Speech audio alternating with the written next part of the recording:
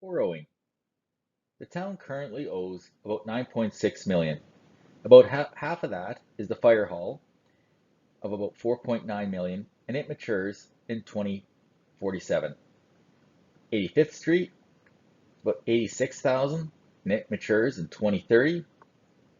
Cottonwood Drive, 171,000, it matures in 2033. Main lift station, about $3 million left, and it matures in 2039. And our water twinning project, about 1.4 million, which matures in 2041. Unfortunately, the vast majority of the mortgage payments are with us for 10 to 25 years. This impacts our ability for future projects. The town can only borrow at locked-in rates for 5 to 10-year terms. The risk associated with this is that when the term comes due for renewal on a 20 or 30-year mortgage, an increase in interest rates means the increased interest payment must come from taxes or utilities. In situations where they go down, this of course would be of benefit. The province also dictates how much money a municipality can borrow. Using the 2023 approved budget, we are legally able to borrow approximately $28 million more, which would not address the proposed expenditures in the previously approved financial plan. To put in perspective, the cost to borrow $1 million using an interest rate of 4.35% over a 20-year amortization period would result in $870,000 in interest.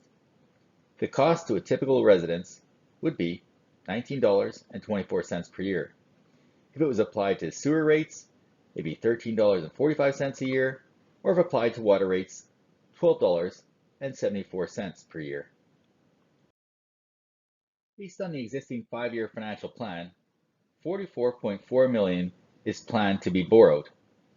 Using the same interest rates and amortization, the interest cost that we will be paying over the 20 years is $38.6 million. The cost to a typical residence is $854 per year.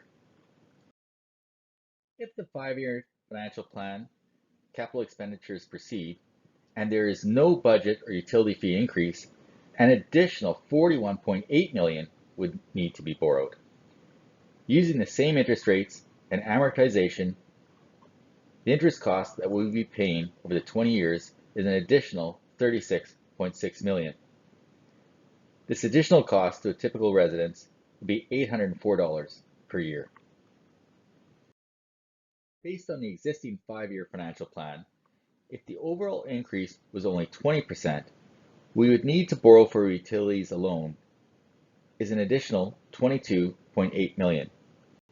Using the same interest rates and amortization period, we would be paying an additional $19.9 million in interest. The impact on sewer rates is going to be $128 per year, water $169, for a total of $297 per year. An additional $56.4 million would need to be borrowed over the next 15 years for the utilities alone, resulting in the following additional increases. Sewer would be up an additional $73 per year, and water $646 per year, for a total of $719 per year. So in essence, if we could borrow the amount stated, the utility rates would be increasing about $1,016 regardless. Therefore, the end bills would be the same, but the amount of increased debt would be $79.2 million. It is important to note that the projects included within water and sewer are not nice to haves, they are musts. Standard practice is to borrow for upgrades, not replacement of existing assets. Our plan is to attempt to proceed with this practice, pay cash for replacement, and borrow for enhancement, like the water treatment plant. Not doing so will put us over the debt limit. It is important to note that the 5-year plan is a plan, and there will be changes. Of special note, there was no inflation incorporated in the asset management plans for both water and sewer. This does mean Numbers within our 5-year financial plan, which includes $60 million in capital expenditures, are understated. In addition, smaller pipes were not incorporated into the plan. The agricultural irrigation system was also not considered. This means there is still significant risk with the plan and is still underfunded.